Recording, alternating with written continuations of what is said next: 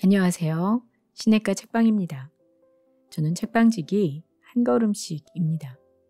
오늘은 새 책 홍동우님의 교회답지 않아 다투는 우리라는 책을 들고 왔습니다. 이 책은 교회 안에서 누구나 경험했음직한 여러 다툼들의 양상을 가상인물을 통해서 제시하고 그 사람들의 마음에 있는 맥락과 서사들을 보여주고 또 어떻게 교회다운 방식으로 문제를 해결할 것인지를 제안합니다. 또 여러 성경들을 해석해 보여주시면서 신학적인 논의도 보여주시고요. 참다운 교회다움과 어떻게 공동체적으로 이 문제들을 해결해 나갈지에 대해서 제안을 하시기도 합니다.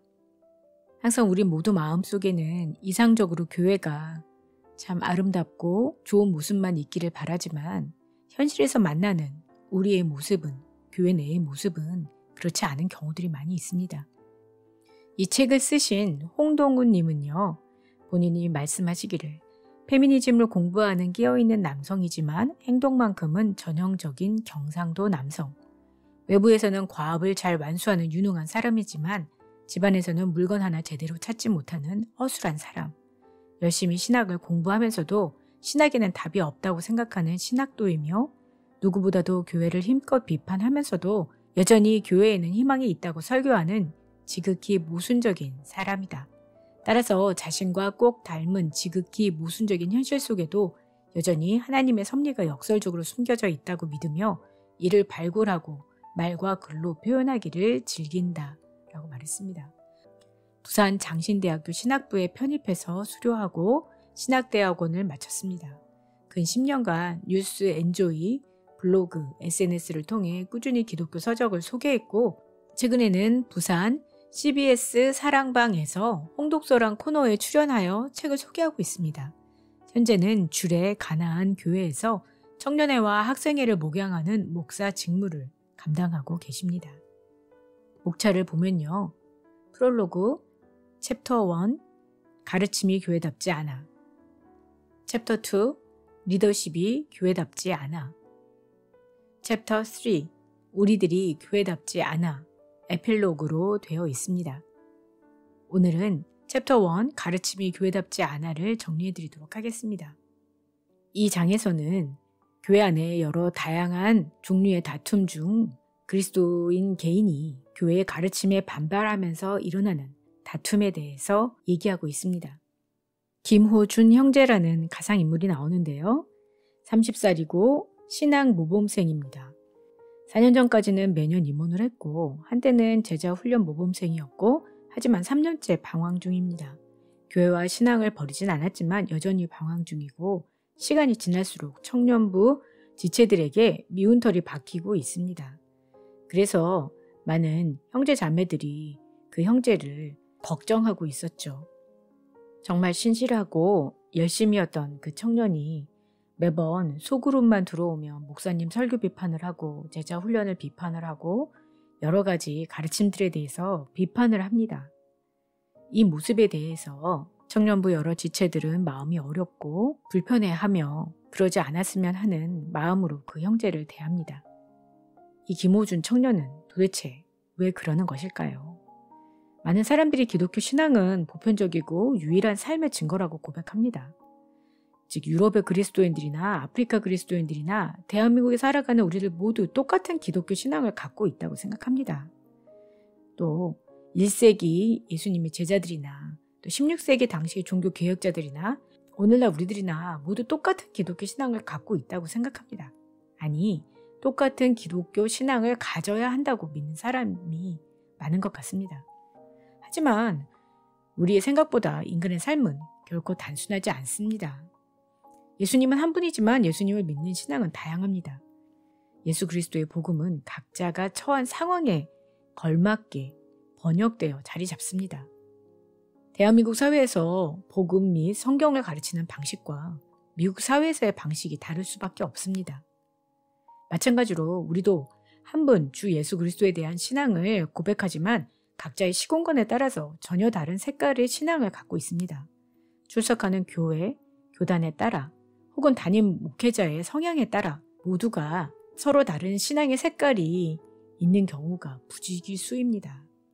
아직 대학생이던 선교단체 혹은 청년부 시절만큼은 모험적인 신앙을 갖고 있었다 할지라도 직장생활에 들어가면 신앙의 의미 자체를 상실하고 썬데이 크리스찬으로 살아가는 경우도 많습니다.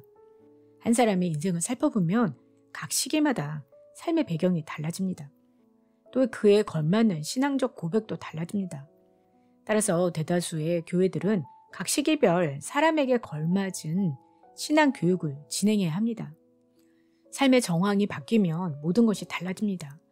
어제까지만 해도 신앙적이었던 내 모습이 오늘부터 비신앙적일 수도 있습니다. 초등학교 시절에는 성경을 읽을 만큼 달란트를 받아 떡볶이를 사 먹는 것이 신앙적이라고 생각했는데 어른이 되고 나서도 성경을 읽은 만큼 보상을 바란다면 이는 바람직하지 않습니다. 대학생 시절까지만 해도 커닝하지 않는 것만으로도 사회적으로 빛과 소금이 된다는 자부심이 있었지만 이제 직장을 고민해야 할 시기가 닥치자 그것만으로는 부족합니다. 이전에 나에게 영감을 주었던 책은 더 이상 영감을 주지 않는 경우가 많습니다. 이전에 나의 이종표가 되었던 성경 말씀과 설교들은 더 이상 이종표가 되지 못하는 경우도 많습니다. 상황이 달라졌기 때문에 이제는 새로운 상황화가 필요합니다. 물론 그 과정 속에서 신앙 자체를 잃는 것처럼 보이는 경우도 많습니다. 신앙을 잃었다기보다는 신앙의 재구성에 실패했다거나 혹은 여전히 신앙의 재구성을 고민하고 있다고 보는 편이 적절합니다. 김호준 형제 입장에서 생각을 해보면 어떨까요? 어제까지만 해도 굳게 믿었던 진리가 상황이 변하면서 무너졌습니다. 어제까지만 해도 내게 의미 있었던 신앙의 이야기들이 이제는 상황이 바뀌면서 모두 그 의미를 상실해버렸습니다. 아마 화가 났을 겁니다. 왜냐하면 자신은 바뀌었는데 주변은 하나도 바뀌지 않았거든요. 설교자도 주변의 벗들도 여전히 어제의 이야기를 반복하고 있으니까요. 이제 그는 자연스럽게 동료 신앙의 벗들에게 그리고 목사님들에게 그리고 끝에는 하나님께 불평과 분노를 표출할 수밖에 없습니다. 이는 자신의 신앙을 새롭게 재구성해 나가는 여정 가운데 상당수 많은 이들이 거치는 단계이기도 합니다. 그러면서 욥에 대해서 말씀하시는데요. 욥은 잠언대로 살아서 잠언대로 복을 받던 잠언이 제시하고 있는 모범을 따라 살고 있는 인물이었습니다. 잠언이 그려내고 있는 창조 세계는 인과 응보의 법칙이 굳건히 작동하는 세계입니다. 욥기의 욥은 맥락이 변주되는 이야기입니다. 복을 받아 잘 먹고 잘 살던 욥 앞에 재앙이라는 새로운 맥락이 등장합니다. 결국 잠언에 기록된 대로 실천하여 받은 복을 모두 다시 빼앗긴 이야기입니다. 하지만 이제 욥은 잠언대로 살아봤자 재앙을 피할 수 없는 세계로 쫓겨난 것입니다. 까닭없이 파괴된 세계로 말미암아 신앙의 혼란을 겪는 사람의 이야기입니다. 따라서 우리는 욥기의 상황이 바뀌면서 신앙의 재구성이 필요하게 된 김호준 형제의 이야기에 맞추어 읽을 수 있습니다. 욥이 굳게 믿었던 잠언의 창조 질서 신학이 무너졌습니다. 그러자 드디어 현실이 보입니다. 세상에 만연한 부조리의 장면이 드러나기 시작한 것입니다. 성읍 안에서 상처받은 사람들과 죽어가는 사람들의 울부짖는 간구에 응답하셔야 할 하나님은 묵묵부답입니다. 이런 현실이 가득한 세계 속에서 욥에게 개인의 고통 따위는 고려사항이 아닙니다. 따라서 그의 문제제기는 현재 세상 가운데 창조 질서가 정당하게 작동하고 있는지에 대한 문제입니다. 이제 그의 시선에는 세상이 온통 부조리할 따름입니다. 잠언에 담겨있는 창조 질서 신학은 그 살아가는 세계를 모두 설명해주지 않습니다. 따라서 욥은 창조 질서 신학을 앵무새처럼 반복하기만 급급했던 새 친구의 논리에 격앙될 수밖에 없었습니다. 하지만 무엇보다 이 상황의 백미는 욥의 새 친구와 논쟁하면서 끝내 새 친구와의 신학적 논쟁을 포기하고 기도로 자신의 신학적 혼란을 승화하는 장면입니다. 사실 욥은 새 친구의 신앙이 틀렸음을 입증하는 것에는 관심이 없습니다. 단지 지금껏 자신의 신앙세계의 토대였던 창조 질서 신학의 산산조각 나기에 비명을 지르고 있을 뿐입니다. 고통을 겪은 후 그의 세계는 자신이 배워왔던 창조 질서 신학을 벗어나 있었습니다. 욥은 단지 그를 둘러싼 상황의 변화에 따라 신앙의 재구성을 모색하고 있는 중입니다. 욥의 기도는 첫 번째 하나님께 고통을 거둬달라는 것과 두 번째 하나님께서 직접 응답해 달라는 것이었습니다. 그런데 사실 욥은 하나님의 말씀을 통해서 온전히 깨닫게 됩니다. 가장 큰 이유는 하나님이 직접 말씀하셨기 때문입니다. 그리고 자신이 생각하지 못하는 너머의 것들을 하나님이 다스리고 계신다라는 것을 깨달으며 신앙의 재구성을 하게 됩니다.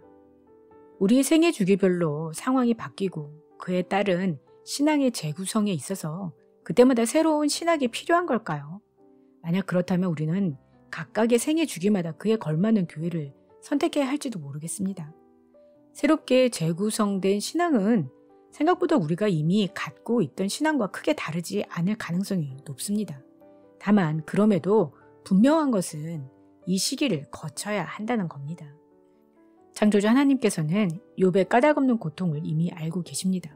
하지만 그럼에도 불구하고 욥이 겪고 있는 실존의 고통 때문에 그가 잠언의 세계 전체를 부정하고 있다는 사실에 대해서는 바로 잡기를 원하십니다. 창조주 하나님의 논증은 단순합니다. 욥이 관찰하고 있는 세계보다 더 큰 세계가 있다는 겁니다. 욥이 듣고 보고 겪는 세계가 전부가 아니라는 겁니다. 따라서 창조주 하나님께서는 당신의 창조 섭리에 대해 차근차근 나열합니다. 창조주 하나님께서는 욥이 서 있는 이 세계 자체가 하나님의 창조물의 결과물임을 다시 한번 주지시킵니다. 우리가 무심결에 살아가는 이 세계가 정상적으로 작동하고 있다는 사실 자체가 하나님의 창조 질서가 여전히 작동하고 있음을 증명하고 있습니다. 다만 분명한 것은 창조주 하나님께서 이와 같은 혼돈과 무질서를 적절한 범위 안에서 통제하고 있음을 욥에게 말씀하셨다는 사실입니다. 그는 지금껏 자신의 삶을 지탱해 오던 잠언에 기록된 창조질서 신학 자체가 무너지면서 비명을 지른 것에 불과했습니다. 하나님은 욥의 비명에 담긴 진리를 간파하셨습니다. 구약학자 피터 엔즈의 확신의 죄라는 책이 있는데 그는 대다수의 그리스도인들은 하나님 그분을 신뢰하기보다는 하나님에 대한 올바른 생각을 확신하고자 하는 경향이 짙다고 말합니다. 인간 특유의 우상 숭배 본능이라는 겁니다. 따라서 대다수의 그리스도인들은 하나님에 대한 올바른 생각을 짜 맞춰놓고 그것만을 붙들면 충분하다고 생각합니다. 하물며 하나님 또한 우리가 확신하고 있는 올바른 생각 안에서 움직여야 한다고 고집하기도 합니다. 사실 우리의 신앙적 토대는 그리 탄탄하지 않습니다. 스스로 점검하고 따져 묻고 차근차근 쌓아 올리지 않았습니다. 단순히 반복된 교회 생활 속에서 자연스레 형성된 것에 가깝습니다. 이렇게 형성된 신학에는 융통성이 없습니다. 자신이 경험하지 못했던 범죄의 사건을 해석할 능력이 없습니다. 따라서 재앙은 우리 신앙 전체를 무너뜨리는 것처럼 느껴집니다. 욥의 비명은 재앙을 향한 비명이며 창조질서가 작동하지 않는 것만 같은 현실에 대한 비명이기도 했지만 뿌리내리지 못했던 자신의 신앙에 대한 절망이 담겨있는 비명이기도 했습니다. 기나긴 절규와 방황 끝에 욥은 자신이 떠나왔던 잠언의 세계로 다시 귀환하게 됩니다. 김호준 형제는 자신도 모르게 쌓아올린 신앙체계의 시효가 다했다는 점이고 그는 이제 귀로 듣기만 했던 신앙을 넘어서 눈으로 직접 경험한 신앙을 향한 기나긴 여정의 초입부에 들어섰다는 것입니다. 그는 이제 하나님에 관한 올바른 생각에 대한 확신을 넘어 하나님 그분을 향한 올바른 신뢰를 찾아 나서게 될 것입니다.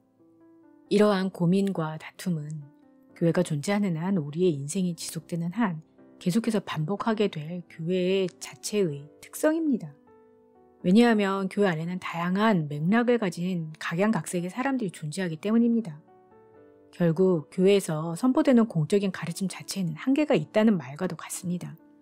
아무리 훌륭한 선교자라고 하들 자신이 겪지 않은 인생의 고민과 그의 뿌리내린 신앙에 대해서는 온전히 알기 어렵습니다. 설교가 설교자 개인의 구체적 맥락에 특수하게 뿌리내린 이해의 범주를 넘어서기란 여간 어려운 일이 아닙니다.